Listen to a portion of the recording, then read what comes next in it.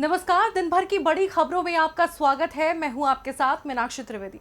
आज इस बुलेटिन में बात होगी मोदी सरकार पर चले कांग्रेस के शब्द बाण की, उद्योग जगत को दिए पीएम मोदी के मंत्र की, जानेंगे क्या बीजेपी बना रही है सिंधिया से दूरी और क्या राजस्थान में फेल हुआ बीजेपी का खेल, और आखिर में बात भारतीय जीडीपी पर ओईसीडी के अनुमान की। लेकिन तमाम बड़ी खबरों से पहले एक नजर सुर्खियों पर। हरियाणा में सीएम मनोहर लाल खट्टर का बड़ा फैसला, राज्य में 100 अन्नदाताओं पर बनेगा एक मित्र क्लब।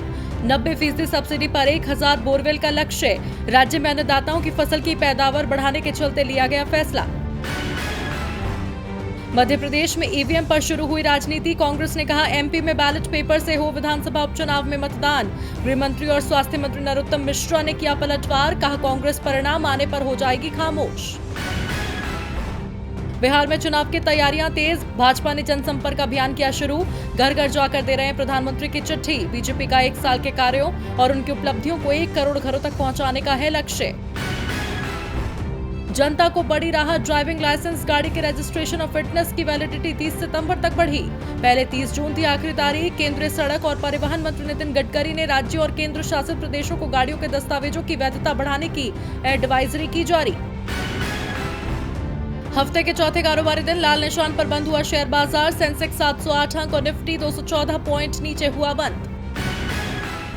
सुर्खियों के बाद अब बात आज की सबसे बड़ी खबर की। देश में भले ही सरकार ने आर्थिक गतिविधियों को रफ्तार देने के लिए अनलॉक मोड का ऐलान कर दिया है, लेकिन पूर्णबंदी में दी गई रियायतों का ही नतीजा है कि अब स्वास्थ्य मुसीबत का विकराल रूप दिख रहा है और विपक्ष सरकार के फैसले पर सवाल उठा रहा है। इसी कड़ी में आज एक बार फिर कांग्रेस ने मोदी सरकार को आड़े हाथों लिया है और जमकर आलोचना की है। आज इसी मुद्दे पर चर्चा करेंगे राजीव जी से, लेकिन उससे पहले एक नजर इस रिपोर्ट पर। देश में जब स्वास्थ्य मुसीबत ने दस्तक दी थी और इससे प्रभावित लोगों की संख्या बेहद कम थी, तो केंद्र सरकार ने पूर्णबंदी का ऐलान किया था। मगर जब मुसीबत का आंकड़ा बढ़ने लगा तो सरकार ने रियायत देनी शुरू कर दी। आज इन रियायतों का ही नतीजा है देश में इस मुसीबत का आंकड़ा 3 लाख पहुंचने वाला है। हजारों लोग काल के गाल में समा चुके हैं, लेकिन शायद सरकार इन हालात को नजरअंदाज करने में ही सहज महसूस कर रही है। इसीलिए सरकार का चुनावी अभियान रफ्तार पकड़ रहा है और विपक्ष सरकार को घेर रहा है।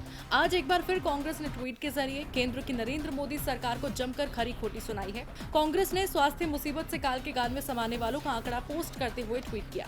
बीजेपी का चुनावी प्रचार और स्वास्थ्य मुसीबत का प्रहार दोनों ही जारी है। सरकार का इतना संवेदनशील होना किसी भी देश के लिए ठीक बात नहीं है। हिंदुस्तान एक असंवेदनशील भाजपा सरकार को 6 साल से ढो रहा है, जिसके लिए सब कुछ चुनाव है। एक तरफ कांग्रेस ने सरकार को मौजूदा स्वास्थ्य हालात को लेकर कोसा, तो वहीं सरकार की चुनावी तैयारियों पर भी तंज कसा। आपको बता दें, आगामी बिहार चुनाव के मद्देनजर हाल ही में बीजेपी के पूर्व अध्यक्ष और केंद्रीय गृह मंत्री अमित शाह ने वर्चुअल रैली को संबोधित किया और विरोधियों पर बरसे। तो वहीं उसके बाद हाल ही में पश्चिम बंगाल में भी अभी से बीजेपी ने अपनी पैठ बनानी शुरू कर दी है, जिसके चलते अमित शाह ने हाल ही में वर्चुअल रैली पश्चिम बंगाल में भी की और ममता बनर्जी की सरकार को आड़े हाथों लिया और उधर विपक्ष के सुर और तल्ख हो गए। अब कांग्रेस का तो साफ कहना है बीजेपी के लिए स्वास्थ्य मुसीबत से ज्यादा जरूर आगामी चुनाव है, इसीलिए वो हालात सुधारने पर जोर नहीं दे रही है। अब कांग्रेस के तल्ख तेवर पर सत्ता पक्ष क्या जवाब देता है, ये तो वक्त ही बताएगा। अब रुख करते हैं राजीव जी का। राजीव जी, आपका स्वागत है। धन्यवाद मीनाक्षी। राजीव जी, देश में स्वास्थ्य हालात अब काफी नाजुक हो चुके हैं। मुसीबत का आंकड़ा 3 लाख के करीब है। इसे रोकने की क्या तैयारी है? सरकार की क्या रणनीति है? ये भले ही सरकार जनता को ना बताए, लेकिन चुनाव को लेकर सरकार अपनी रणनीति को जरूर धार दे रही है। तो इसे आप कैसे देखते हैं राजीव जी? और एक तरफ देश पर मुसीबत भारी, दूसरी तरफ चुनावी तैयारी। जी मीनाक्षी, इस वक्त स्वास्थ्य मुसीबत के आंकड़े डरा रहे हैं और उससे भी अधिक चिंता की बात यह है कि आगे क्या होगा, कैसे संक्रमण पर रोकथाम लगेगी, अस्पतालों में इलाज की व्यवस्था कैसे बढ़ाई जाएगी, रियायतों का असर अर्थव्यवस्था पर तो ठीक होगा, लेकिन स्वास्थ्य दिक्कतें जो बढ़ेंगी उससे कैसे निपटा जाएगा, बेरोजगारी की बढ़ती दर और गिरती जीडीपी का सामना करने के लिए क्या कदम उठाए जाएंगे। ऐसे कई सवाल इस वक्त देश के सामने हैं जिनके जवाब किसी भी जिम्मेदार सरकार को देने चाहिए, लेकिन देश इस वक्त इन जवाबों की जगह कहीं मन के हारे हार हैं और कहीं मन के जीते जीत जैसे प्रवचन सुन रहा है, तो कहीं वो ये वाहवाही सुन रहा है कि जनता कर्फ्यू जैसे फैसले इतिहास में सुनहरे अक्षरों में लिखे जाएंगे। आज की घटनाओं और उनसे निपटने के सरकार के तरीकों की विवेचना इतिहास में कैसे होती है ये तो बाद की बात है मीनाक्षी, लेकिन आज तो ये नजर आ रहा है कि सत्ता को आम आदमी से ज्यादा आगे चुनाव जीतने की चिंता है। इसीलिए चुनावी तर्ज पर वर्चुअल रैली हो रही है और नाम दिया जा रहा है जनसंवाद। चुनाव जीतने और सत्ता पर बने रहने के लिए रणनीति बनाना तो राजनीतिक दलों का काम है ही, लेकिन सरकार का जो काम है वो भी होते हुए दिखना चाहिए। अगर गरीबों के हित में फैसले लिए जाएं, सबके लिए रोजगार की व्यवस्था हो, सबको स्वास्थ्य सुविधाओं का लाभ मिले, तो जनता यूं ही आपको बहुमत देकर सरकार मतलब देश का शासन जो है वो सौंपती रहेगी। इसीलिए वर्चुअल जनसंवाद की जगह सीधे जनता के मन की बात समझी जाए, यही आज की जरूरत है। बहुत बहुत शुक्रिया राजीव जी तमाम जानकारियों के लिए। अब बढ़ते हैं अपनी अगली खबर की ओर।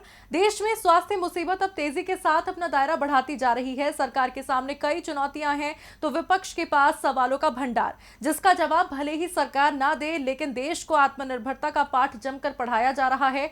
आज भी इंडियन चैंबर ऑफ कॉमर्स के विशेष कार्यक्रम के दौरान पीएम मोदी ने आत्मनिर्भर भारत पर जोर दिया। तो अपने संबोधन में आज पीएम मोदी ने क्या कुछ कहा, इस रिपोर्ट में देखिए। देश को मुसीबत से निकालने के लिए जब प्रधानमंत्री नरेंद्र मोदी ने हाल ही में 20 लाख करोड़ रुपए के आर्थिक पैकेज का ऐलान किया था, तो उस वक्त पीएम ने देश को आत्मनिर्भर बनाने का भी जिक्र किया, जिसके बाद उनके हर संबोधन में ये सुनने को मिल रहा है। आज जब PM Modi Indian chamber of commerce के विशेष कार्यक्रम को संबोधित करने पहुंचे, तो एक बार फिर आत्मनिर्भर भारत का शोर सुनाई दिया। आज प्रधानमंत्री नरेंद्र मोदी ने इंडियन चैंबर ऑफ कॉमर्स यानी ICC के सालाना कार्यक्रम को संबोधित किया। पीएम ने अपने भाषण की शुरुआत बांग्ला में की। ये कार्यक्रम कोलकाता में हो रहा है। पीएम मोदी ने इस दौरान कहा, 95 साल से ICC देश की सेवा कर रहा है। आज के वक्त में देश का आत्मनिर्भर होना जरूरी है। दूसरे देशों पर अपनी निर्भरता कम करनी होगी। आज जो चीजें हमें विदेशों से मंगवानी पड़ती हैं, हमें विचार करना होगा कि वो हमारे देश में कैसे बने और फिर कैसे हम उसका निर्यात करें। पीएम ने कहा कि यही वक्त है कि लोकल के लिए वोकल हुआ जाए। आत्मनिर्भर भारत अभियान के तहत बड़े रिफॉर्म का ऐलान किया गया। अब उन्हें जमीन पर उतारा जा रहा है। उन्होंने कहा, आज कोई भी कंपनी सीधे पीएमओ तक अपने सामान या प्रपोजल को पहुंचा सकते हैं। पीएम मोदी ने कहा कि लोकल प्रोडक्ट के लिए क्लस्टर के आधार पर मजबूती दी जा रही है। नॉर्थ ईस्ट को ऑर्गेनिक खेती का हब बनाए जाने की कोशिश है। ICC ठान ले तो इसकी ग्लोबल पहचान बना सकते हैं। पीएम ने कहा कि आज वक्त है जब कोलकाता फिर लीडर बने, क्योंकि कहा जाता है कि बंगाल जो आज सोचता है वो पूरा देश आगे करता है। मौजूदा स्वास्थ्य हालात को लेकर पीएम मोदी ने कहा, इस वक्त मुसीबत की दवाई सिर्फ मजबूती है। मुश्किल वक्त में भारत हमेशा आगे बढ़कर सामने आया है। आज पूरी दुनिया ही इस मुसीबत से लड़ रही है। प्रधानमंत्री ने कहा कि अब देशवासी के मन में संकल्प है कि मुसीबत को अवसर में बदलना है। इस समस्या को देश का टर्निंग पॉइंट बनाना है। आत्मनिर्भर भारत ही टर्निंग पॉइंट है। अब आत्मनिर्भर भारत बनाने पर सरकार के बयान तो लगातार जारी हैं, लेकिन इस दिशा में सरकार क्या कदम उठाती है, ये देखना होगा। अब एक तरफ खुद प्रधानमंत्री नरेंद्र मोदी उद्योग जगत की नाराजगी दूर करने में लगे हैं, तो वहीं शायद नाराजगी तो ज्योतिरादित्य सिंधिया से भी बीजेपी को है। दरअसल जब से सिंधिया ने हाथ का साथ छोड़कर कमल थामा है, तब से वो कई परेशानियों में घिरे हुए हैं। इसी बीच मौजूदा मुसीबत से जूझ रहे सिंधिया इलाज करवाने के लिए दिल्ली क्या गए, बीजेपी उन्हें जैसे भूल ही गई। ऐसा हम क्यों कह रहे हैं, इस रिपोर्ट में देखिए। मध्य प्रदेश के उपचुनाव को लेकर सियासी सरगर्मी कम होने का नाम नहीं ले रही है। इस बीच चर्चा इस बात की भी है कि आखिर बीजेपी ये उपचुनाव किसके चेहरे पर लड़ेगी, सीएम शिवराज के या फिर ज्योतिरादित्य सिंधिया की, क्योंकि जिन 24 सीटों पर उपचुनाव होना है उनमें से 16 सीटें ग्वालियर चंबल से हैं, जहां सिंधिया की पकड़ मजबूत है। अब उपचुनाव के पोस्टर में बड़ी फोटो किसकी लगती है, ये तो बात की बात है, लेकिन फिलहाल बीजेपी नेता जो पोस्टर लगा रहे हैं उन फोटो में सिंधिया की बड़ी तो छोड़िए, छोटी फोटो भी नजर नहीं आ रही। दरअसल इस बार मामला केंद्रीय मंत्री नरेंद्र सिंह तोमर और सांसद विवेक नारायण शेजवलकर के जन्मदिन से जुड़े पोस्टर्स का है। मीडिया रिपोर्ट से मिली जानकारी के मुताबिक इन पोस्टरों में सिंधिया की तस्वीर को जगह नहीं मिली है, जबकि इसमें बीजेपी के सभी दिग्गज नेताओं की फोटो मौजूद है। ऐसे में सवाल उठने लगे हैं, जो सिंधिया जनसेवा के नाम पर बीजेपी में शामिल हुए, क्या बीजेपी उन्हें अपनाने में हिचक रही है? आपको बता दें, नरेंद्र सिंह तोमर का जन्मदिन 12 जून, जबकि विवेक नारायण शेजवलकर का जन्मदिन 13 जून को है। नरेंद्र सिंह तोमर भी ग्वालियर चंबल से ही आते हैं, लिहाजा सिंधिया के गढ़ में बीजेपी के कई पोस्टर लगे हैं, लेकिन उन पोस्टरों में ज्योतिरादित्य सिंधिया ही नजर नहीं आ रहे। अब जब से सिंधिया कांग्रेस का दामन छोड़कर बीजेपी में शामिल हुए, तब से उनके राजनीतिक भविष्य को लेकर चर्चाएं जोर पकड़ रही हैं। कयास ये भी लगाए जा रहे हैं कि बीजेपी अभी भी पूरी तरह से सिंधिया को अपनाने के लिए तैयार नहीं है, जबकि बीजेपी नेता इस तरह के आरोपों से इनकार करते रहते हैं। वहीं कांग्रेस कई बार कह चुकी है कि जो सम्मान सिंधिया को कांग्रेस ने दिया, वो सम्मान बीजेपी उन्हें कभी नहीं देगी। ऐसे में अब ये इन पोस्टर पर कांग्रेस की क्या प्रतिक्रिया आती है, ये भी देखना होगा। अब सिंधिया को लेकर मध्य प्रदेश बीजेपी में क्या चल रहा है, ये तो आने वाला वक्त ही बताएगा। मगर इस वक्त बिहार की सियासत में भी काफी कुछ पक रहा है। जी हाँ, यहाँ सियासी दलों का एक दूसरे पर तंज कसने और भला बुरा कहने का सिलसिला तेज होता जा रहा है। आज सत्ताधारी पार्टी जेडीयू ने विपक्षी दल आरजेडी के प्रमुख लालू प्रसाद यादव के जन्मदिन के मौके पर पोस्टर लगाया, जिसे लेकर एक बार फिर सियासी हलचल तेज हो गई है। तो इस बार जेडीयू के पोस्टर में क्या है खास, जिसका कांग्रेस ने दिया करारा जवाब, इस रिपोर्ट में देखिए।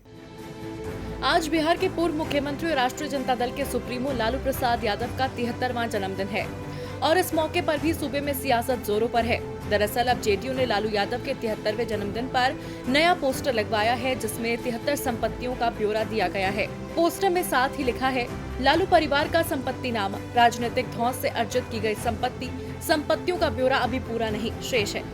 ये पोस्टर्स पटना के इनकम टैक्स चौराहे समेत कई स्थानों पर लगाए गए हैं। बिल्डिंग से लेकर जमीन तक का पोस्टर में जिक्र किया गया है। हालांकि कांग्रेस ने जन्मदिन पर लालू प्रसाद के खिलाफ की जा रही बयानबाजी पर आपत्ति जताई है। कांग्रेस प्रवक्ता राजेश राठौर ने कहा, बिहार सरकार हार के डर से घबरा गई है। लालू यादव के जन्मदिन पर अनर्गल पोस्टर लगा रही है। पोस्टर और बयान बता रहे हैं कि चुनाव में गिराने के लिए रूलिंग पार्टी के पास कोई मुद्दा नहीं है। इनकी राजनीति लालू प्रसाद से शुरू होती है और लालू प्रसाद पर ही खत्म होती है। अगर रूलिंग पार्टी को पोस्टर ही लगाने हैं तो नीतीश सरकार में हुई 55 गड़बड़ियों पर पोस्टर लगाएं। वहीं आरजेडी ने भी जेडीयू के पोस्टर लगाने पर जवाब दिया। आरजेडी प्रवक्ता मृत्युंजय तिवारी ने कहा, जेडीयू वाले हिम्मत नहीं कर रहे पोस्टर को अपने कार्यालय में लगाएं। पोस्टर भी चोरी छुपे लगा रहे हैं। जेडीयू का मतलब झूठा दावा अनलिमिटेड। साथ ही उन्होंने कहा कि बीजेपी और जेडीयू पर जनता को विश्वास नहीं है। एक तरफ बिहार में कांग्रेस ने जेडीयू की बोलती बंद कर दी, तो वहीं राजस्थान में भी बीजेपी का नया खेल अशोक गहलोत सरकार फेल करती नजर आ रही है। दरअसल राज्यसभा चुनाव को लेकर राजस्थान में चल रही जोड़ तोड़ की कोशिश के चलते आज सूबे के मुख्यमंत्री अशोक गहलोत ने बीजेपी को आड़े हाथों लिया और जमकर खरी खोटी सुनाई। अब तक गुजरात में ही राज्यसभा चुनाव को लेकर सियासत गरमाई हुई थी। कांग्रेस के विधायकों के त्यागपत्र पार्टी की मुसीबत बढ़ा रहे थे, तो वहीं अब राजस्थान में भी राज्यसभा चुनाव के मद्देनजर जोड़ तोड़ की कोशिशें तेज होती नजर आ रही हैं, जिसे लेकर सूबे के मुख्यमंत्री अशोक गहलोत बीजेपी पर बरस रहे हैं। मुख्यमंत्री अशोक गहलोत ने बीजेपी पर राज्यसभा चुनावों में समर्थन के एवज में विधायकों को करोड़ों रुपए का प्रलोभन देने का आरोप लगाया है। कांग्रेस और निर्दलीय विधायकों के साथ बैठक के बाद देर रात मीडिया से बातचीत में सीएम अशोक गहलोत ने कहा, खरीद फरोख्त के लिए जयपुर में करोड़ों अरबों रुपए ट्रांसफर हो रहे हैं। ये पैसे कौन भेज रहा है? विधायकों को एडवांस देने की बातें हो रही हैं, इसीलिए महेश जोशी ने रिपोर्ट दर्ज करवाई है। ये लोग लोकतंत्र का मुखौटा पहनकर राजनीति कर रहे हैं। गहलोत ने कहा, इनका लोकतंत्र में यकीन नहीं है। पहले भी जनप्रतिनिधित्व कानून में संशोधन हुए, लेकिन कोई ना कोई रास्ता निकाल ही लेते हैं। सीएम गहलोत ने कहा, कैश बड़े रूप में जयपुर में पहुंच चुका है। इस तरह की सूचना थी कि ये मध्य प्रदेश वाला खेल यहाँ खेलेंगे। एमपी में जो कांग्रेस विधायक बीजेपी में गए, वो क्षेत्र में नहीं घुस पा रहे हैं। लोग कहते हैं, तुम तो 25 करोड़ में बिके हुए लोग हो, किस मुंह से वापस आए हो? बीजेपी वाले अब उन्हें टिकट नहीं दे रहे, क्योंकि बीजेपी कैडर विरोध कर रहा है वहाँ, इसीलिए कैबिनेट नहीं बन पा रही है। उन्होंने कहा कि मध्य प्रदेश वाला खेल यहाँ खेला जाने वाला था, लेकिन हमारे विधायक समझदार हैं। उन्हें खूब लालच लोभ देने की कोशिश की गई, लेकिन वो एकजुट हैं। सीएम ने कहा कि मुझे गर्व इस बात का है कि 6 बीएसपी विधायक साथ आए हैं, 13 निर्दलीय विधायक भी आए हैं। राजस्थान पहला राज्य है जहाँ 1 रुपए का सौदा नहीं हुआ, कोई पद का लालच नहीं दिया गया। इतना ही नहीं, गहलोत ने कहा, 2 महीने पहले राज्यसभा चुनाव हो जाते, लेकिन गुजरात और राजस्थान में खरीद फरोख्त पूरी नहीं हो पाई थी, इसीलिए चुनाव आगे खिसकवाया गया। आपने लोकतंत्र की धज्जियां उड़वा दी, चुनाव आयोग पर दबाव बनाकर चुनाव स्थगित करवा दिए। और बुलेटिन के आखिर में बात भारतीय जीडीपी पर ओईसीडी के अनुमान की। देश की वर्तमान स्वास्थ्य स्थिति में भारत की अर्थव्यवस्था 1979 के बाद के सबसे बुरे दौर से गुजरने वाली है। यह आकलन विश्व बैंक पहले ही कर चुका है। इसके साथ ही कई रेटिंग एजेंसियां भारत की आर्थिक विकास दर में गिरावट का अनुमान लगा चुकी हैं।